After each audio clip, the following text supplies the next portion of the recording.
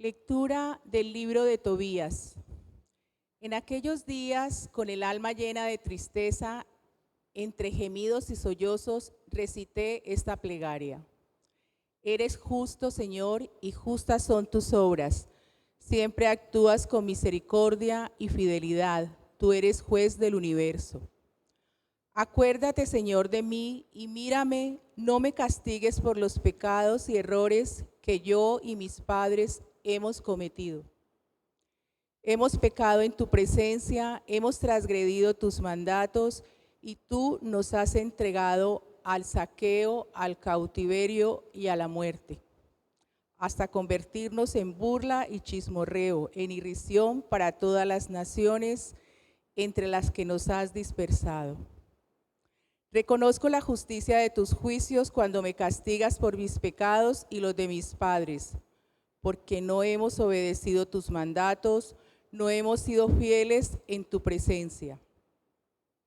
Haz conmigo lo que quieras, manda que me arrebaten la vida, que desaparezca de la faz de la tierra y a la tierra vuelva de nuevo. Más me vale morir que vivir, porque se mofan de mí sin motivo y me invade profunda tristeza. Manda que me libre, Señor, de tanta aflicción, déjame partir a la morada eterna. Señor, no me retires tu rostro, mejor es morir que vivir en tal miseria y escuchar tantos ultrajes. Sucedió aquel mismo día que Sara, hija de Raguel, el de Ecbatana en Mediá, fue injuriada por una de las criadas de su padre, porque había tenido 7 maridos, pero el malvado demonio Asmodeo los había matado antes de consumar el matrimonio. Según costumbre, la criada le dijo: eres tú la que matas a tus maridos. Ya te has casado 7 veces y no llevas el nombre de ninguno de ellos. ¿Por qué nos castigas por su suerte? Vete con ellos y que nunca veamos hijo ni hija tuyos. Entonces Sara, llena de tristeza, subió llorando al piso superior de la casa con el propósito de ahorcarse. Pero pensando lo mejor, se dijo: solo serviría para que recriminen a mi padre. Le dirían que su hija única se ahorcó al sentirse desgraciada. No quiero que mi anciano padre baje a la tumba abrumado de dolor.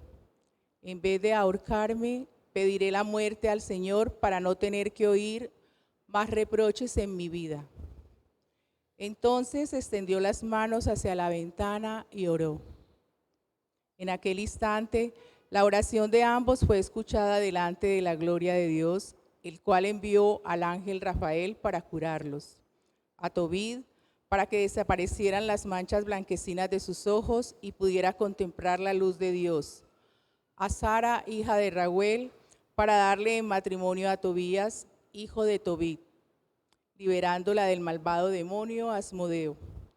Tobías tenía más derecho a casarse con ella que cuantos la habían pretendido. Palabra de Dios. Te alabamos, Señor. A ti, Señor, levanto mi alma. A ti, Señor, levanto mi alma. Dios mío, en ti confío. No quede yo defraudado, que no triunfen de mí mis enemigos, pues los que esperan en ti no quedan defraudados, mientras que el fracaso malogra a los traidores. A ti, Señor, levanto mi alma.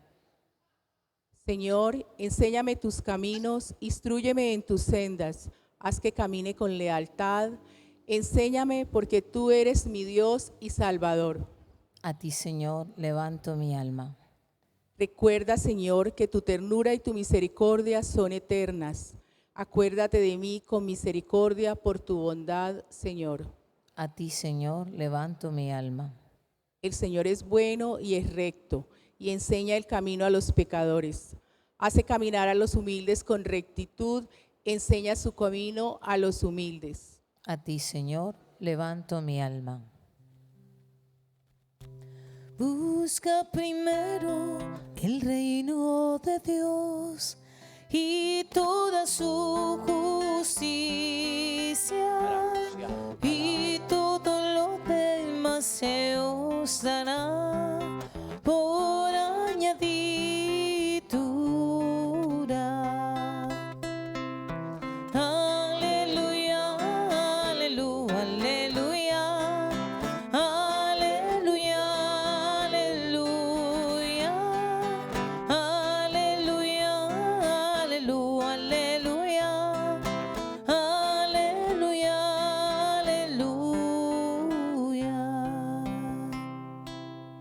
El Señor esté con ustedes. Y con tu espíritu. Lectura del Santo Evangelio según San Marcos. Gloria a ti, Señor.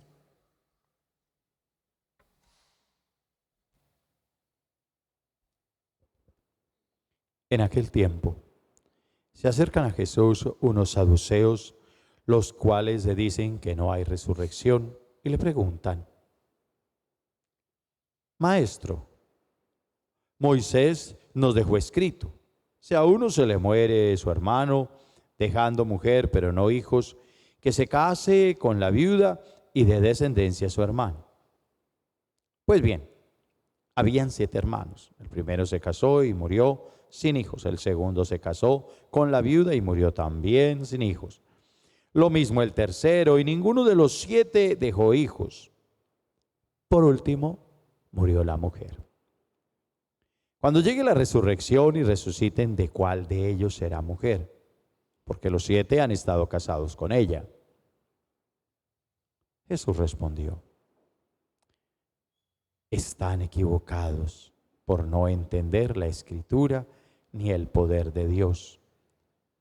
Pues cuando resuciten, ni los hombres se casarán, ni las mujeres serán dadas en matrimonio.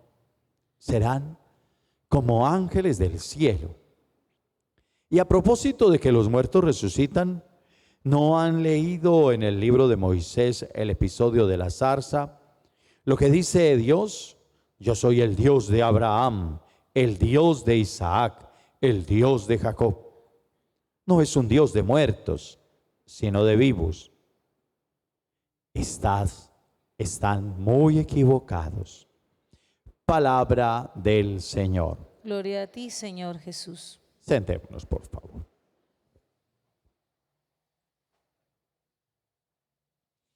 Dos personas buenas que sufren.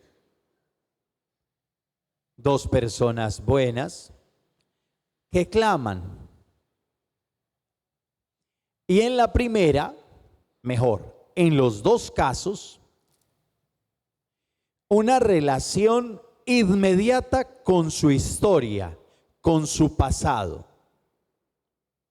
Y una carga muy importante para algunos cristianos de lo que llamamos, o que algunos han llamado, pecados intergeneracionales.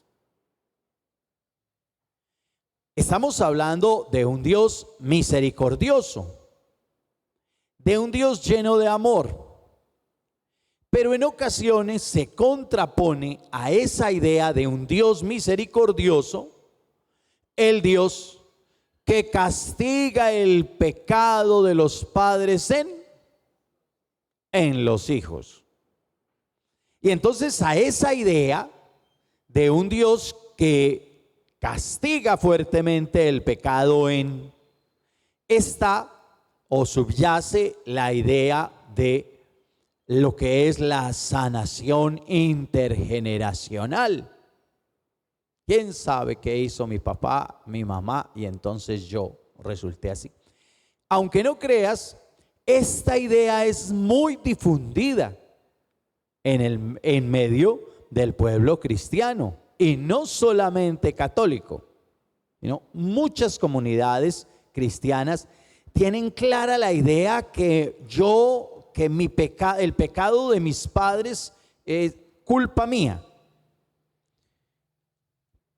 Para una persona, digámoslo, de una mentalidad más pura, va a ser muy difícil comprender cómo alguien que te ama te castiga por el pecado de los anterior, de los padres o de los abuelos.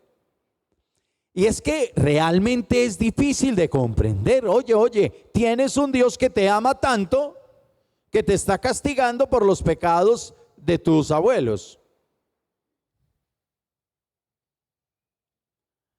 Entendería que una manera de verlo más claramente es recordando que en el mundo existen dos pecados.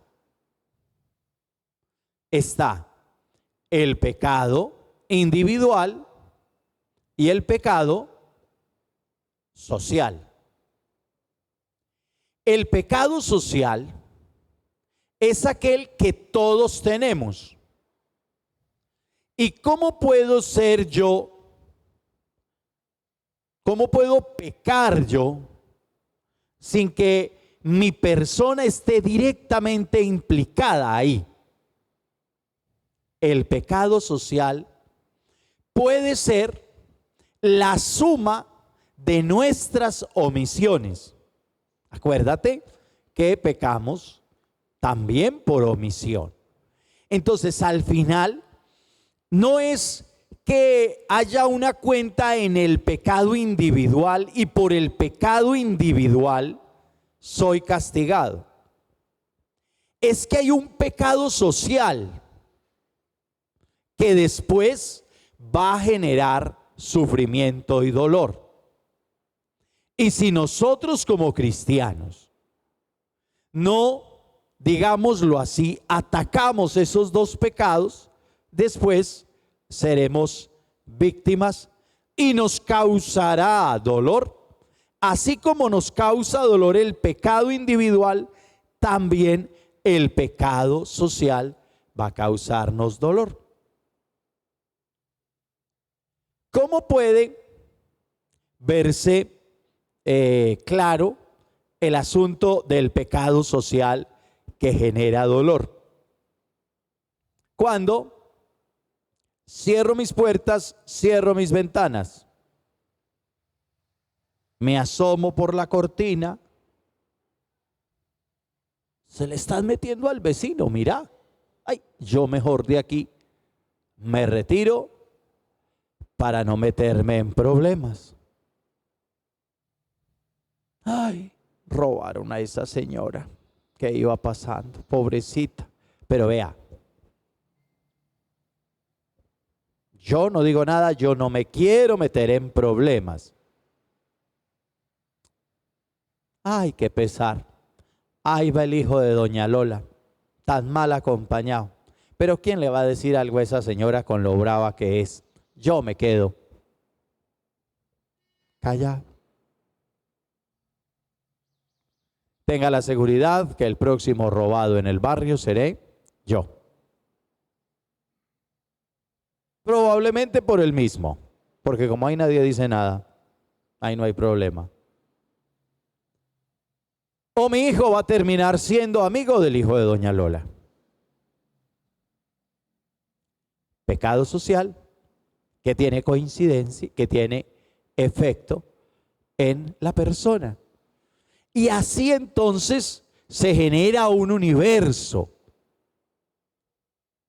Lo dice la primera palabra, cuando uno simplemente prolonga comentarios negativos de otra persona.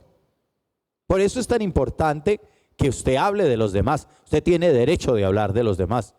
Claro que sí. Ese cuento de que uno no puede hablar de los demás. No, usted hable de los demás.